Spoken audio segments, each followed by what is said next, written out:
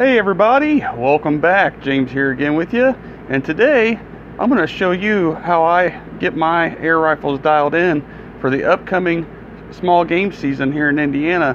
And I thought I'd make a video about it to help some of you out and to show you what I do, and that way I can be successful in the woods.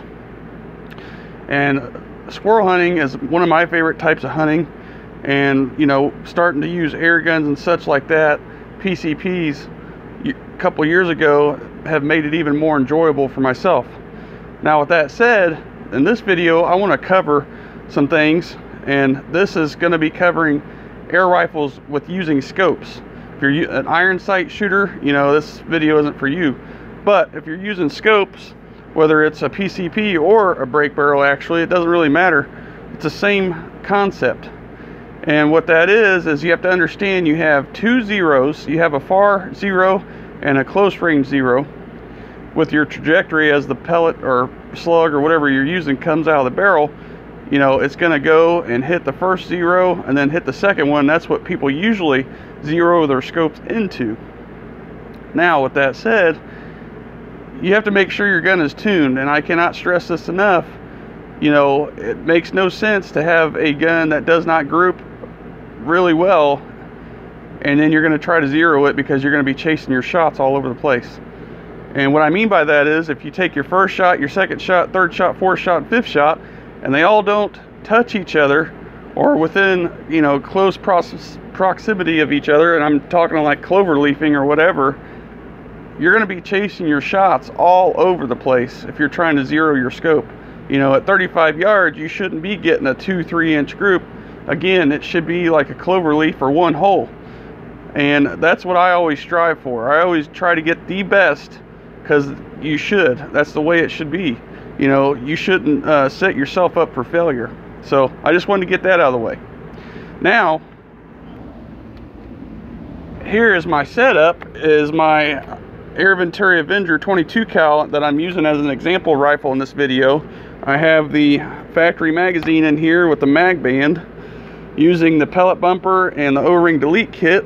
And with the way I hunt now, I use my side shot to record my shots. Now I cannot stress this also enough. Whatever way you're going to be practice shooting or zeroing your scope in, make sure you replicate that out in the woods, because any little thing, and I'll show you in this video guys what I mean. I've been shooting air guns for a while, and I've noticed a lot of things when you switch things up and then you get out in the woods and wonder why you missed. So I'm going to be using different style of rest. I'm going to get the gun close to zero as possible at 35 yards off a bench, and then I'm going to switch to my Bog Pot that I bought last year to show you what I'm talking about. And then I'm even going to include my homemade DIY shooting stick that I made years ago, that I still use because it's so lightweight and it's very adjustable and very easy to carry around compared to the Bog Pot. And then I'm also going to shoot free-handed just to show you. So now, enough of me talking about, let's get into the video guys, and make sure to hit that thumbs up and subscribe if you haven't already. So keep watching, because it's going to get interesting. Okay, so here we are at the bench with my Air Venturi 22 caliber, going to shoot down at 35 yards on some paper and see where we're hitting at, again at 35 yards, because this is where my last or second zero is going to be for this rifle setup for hunting. So I'm using the Crosman Premier hollow point 14 3-grain with the mag band and the factory magazine, O-ring delete kit, and pellet bumper. Got a camera down range, and after I take a couple shots to confirm, I'm not going to adjust my scope just yet because I'm shooting off the bags, and then I have my Bog Pot death grip here, and then I'm going to shoot a couple shots free-handed. So the POI is going to shift, and the thing is, I'm going to get this gun zeroed to whatever type of shooting I'm going to use, whether it's the Bog Pot, bringing the Bog Pot with me in the woods, or using freehand or using a artillery style hold. So take 3 shots here, get my side shot on it. A lot of people, for some reason, don't think that group size really matters, and it does, because if you don't consider the follow-up shots after your first one and they're not spot on, you're going to be running the risk of missing. So I have a paper plate down here.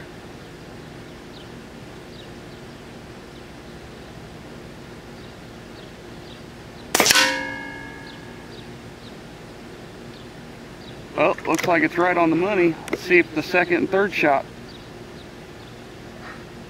do it.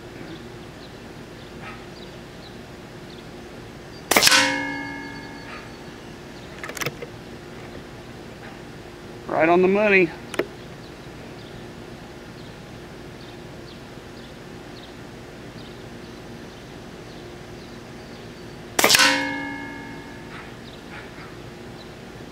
The yellow and black outline really messes with your eyes, but looks like all 3 shots right there are touching at 35 yards with this tune.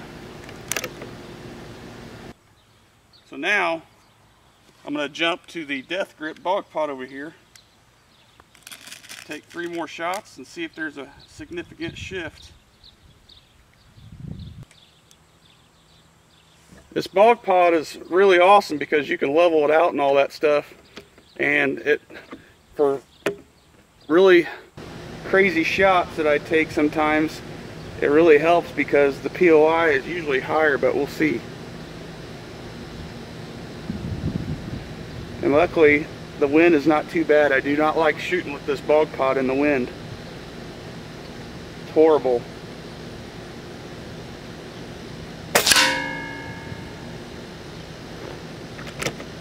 Well, you see it there already, about an inch low at 35 yards.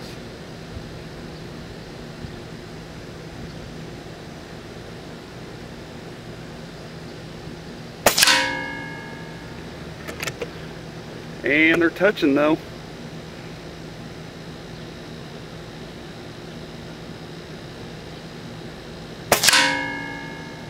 Yep, all 3 looks like to be in the same hole. Again, that target down there, that black and yellow, really throws your eyes off.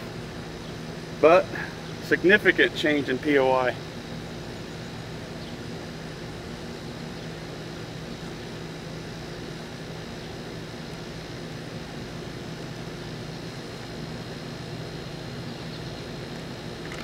Okay, now that we can see the bog pot and what it did, I'm going to shoot free-handed here and see if it makes a big difference.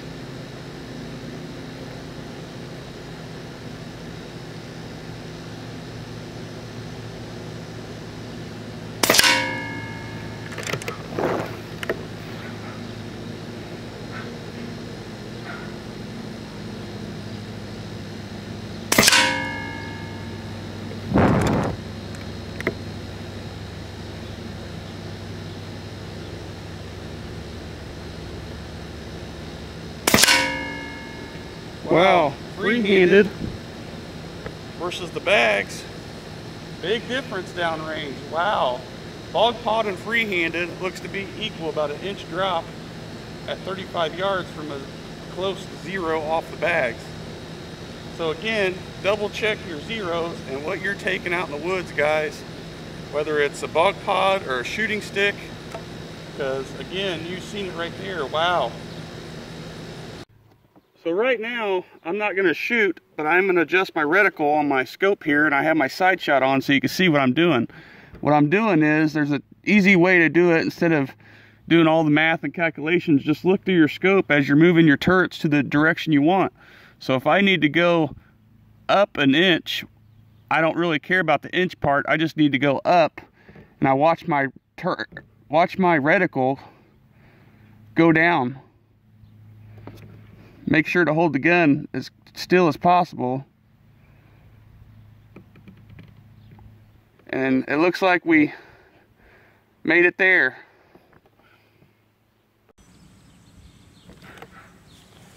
Okay, so now I'm going to take some shots with my DIY shooting stick because it's the same as the Bog Pot.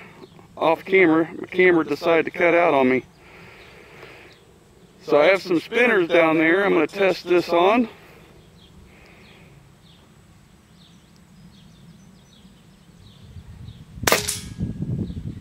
Nailed it.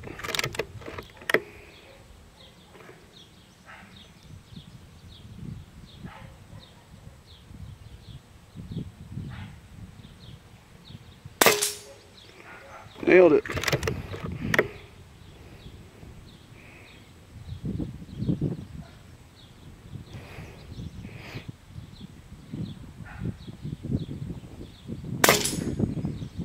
Nailed it.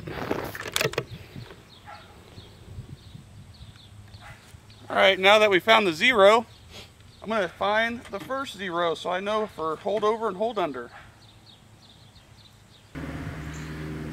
Okay, so rule of hold over and hold under, if my second zero is at 35 yards, rule of thumb is it's about half that, the first zero.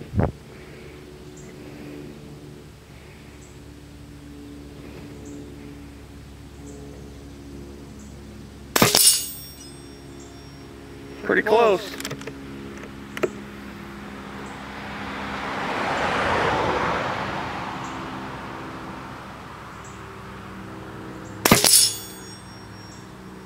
Yep. About spot on.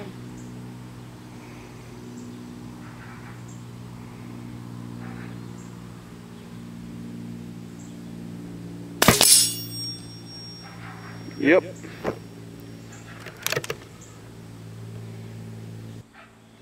Well, that's that. This bad boy's dialed in for close range and 35 yards. Woo! As you've seen there, downrange, I had 3 shots, almost the same hole there, off the bags at 35 yards. And then I started shooting off the Bog Pot, and you can see right there, there's the 3 shots. And then I shot 3 shots free-handed, and then I used my DIY shooting stick. Now, you may notice, again, like I said, the groups downrange mean everything, because if you're hovering over your target, and that's what your groups are off a bench or whatever you're using to shoot with, and you're shooting that the size of that hovering circle that you're doing, your groups are going to be horrible and you're going to miss. So that's why I always, again, try to get the tightest, smallest groups possible and get my guns tuned in, because any error is on me, not because I'm shooting a 2-inch group at 35 yards. So with that said, you can see there that, you know, it's pretty spot on. And then I made some minor adjustments on the little spinners to get it to shoot zero to whatever style of shooting I'm using, whether it's free-handed or using my shooting stick. And again, the shooting stick, the Bog Pot, and free-handed all equaled out, which is crazy to think that the bags made that big of a difference of about 1-inch POI shifting from up and down. So everybody, with that said, I hope you got something from this video, and I hope you see the big difference. You know, if you're going to be doing things a certain way, make sure you can copy that out in the woods. So like, for instance, me using bags when I'm out of season, of hunting season, you know, I have to retune my guns in to get them to shoot good, for one, depending on the weather changes, and number two, I have to change the style I'm shooting, whether it's free-handed or off a stand or whatever the thing is, whatever the difference is, I have to do it to get my guns to shoot spot on, because that 1-inch at 35 yards could have been a squirrel head miss. And again, you know, we're allowed to take up to 5 squirrels per day here in Indiana. So I want to make sure that my 5 shots are exactly where I pull that trigger. So everybody, I'm going to let you go here, and I hope you've seen the big difference. And as always, hit that like button and subscribe below if you haven't already. I truly appreciate it, and I hope to catch you on the next one. Thanks again for watching.